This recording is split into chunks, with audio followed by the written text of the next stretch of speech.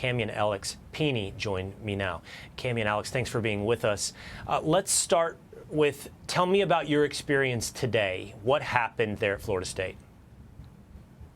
I was in class like every typical Thursday, just learning pharmacology, and a girl stood up, started screaming, said there was a shooter in the building.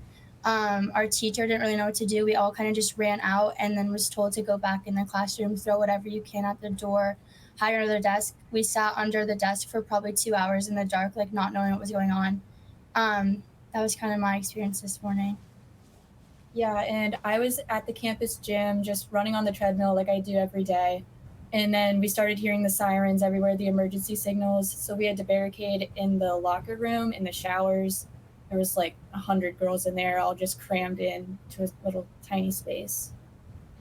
Alex, Cami, I have to ask this because you both immediately went into lockdown, both at the instruction of the teachers, and I would imagine to some extent because of your life experience. Is this at your age something that you were used to or planning for or had at least in your mind as a possibility that you might have to barricade during a school shooting? I think just unfortunately it's kind of been something that like we've all had to prepare for. I feel like it's become something that's like sadly, unfortunately, kind of common.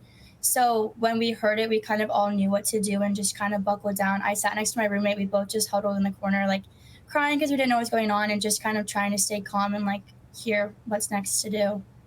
Yeah, unfortunately, it's always something that's in the back of your mind and you never think it's actually going to happen to you. So just in high school, you would always do drills knowing what to do if it did happen. And then today it did happen. So we just immediately knew, take shelter, barricade if you need to, just get away from windows, everything like that. I'm sure you had your phones. Were you getting updates, texts, messages telling you what's happening across campus? Yeah, we have like a FSU alert thing, which I think they were really good at saying, kind of keeping updates because there was a lot of rumors and all like the sorority flares and everything like that, and kind of just group chats. No one really knew what was going on. We got a lot of videos like sent to us, kind of just from other students. I think everyone was just kind of like assuming what was going on, and we didn't know exactly. But I think having our phones, we were able to like we texted each other right away and like made sure we were okay, and all my friends too. So it was kind of nice to at least like have somewhat of an update, no matter what it was true or not.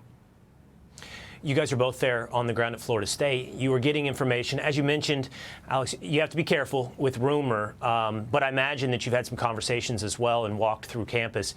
Can you tell us what you know of the situation? I don't really know much. I kind of just heard that there was, at least in my classroom building, there was a shooter really close. I was in the classrooms pretty much right next to it. I heard there was 1 to 3 people. There was people injured, a lot of people just like running, told to stay in place and stay calm and just text your loved ones and make sure that everyone I know at least was okay. That's kind of all I was confirmed on. Cami? Wait, sorry, what was the question? I was just curious as well, in addition to Alexis, what you knew, what you've come to know about the situation today. Yeah, I still don't really know like how many shooters there were, how many people were injured. I was looking at a lot of things with my friends and just group chats. My sorority president was giving us updates, but no one really knew anything confirmed. So I kind of just tried to stay off of my phone a little bit because I just didn't want to see something and it was false and just stuff like that. You never really know unless it's confirmed.